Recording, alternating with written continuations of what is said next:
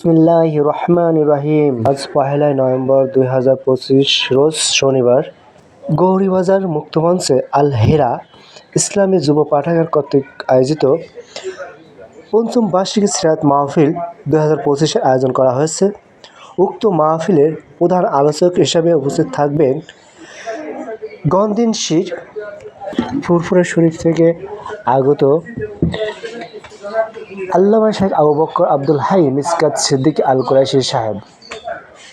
দ্বিতীয় আলোচক হিসেবে উপস্থিত থাকবেন সুদূর ঈশ্বরদী পাবনা থেকে আগত মাওলানা রবিউল ইসলাম বিন ইয়াকুব সাহেব। মাহফিলের সভাপতিত্ব করবেন মাওলানা মোহাম্মদ আব্দুল করিম সাহেব। উক্ত মাহফিলটি বাদ আসর হতে গৌরীবাজার মুক্তমঞ্চে। আপনারা সবাই আমন্ত্রণে আল হেরা ইসলামী যুব পাঠাগার, গৌরীবাজার, আটঘরিয়া, পাবনা।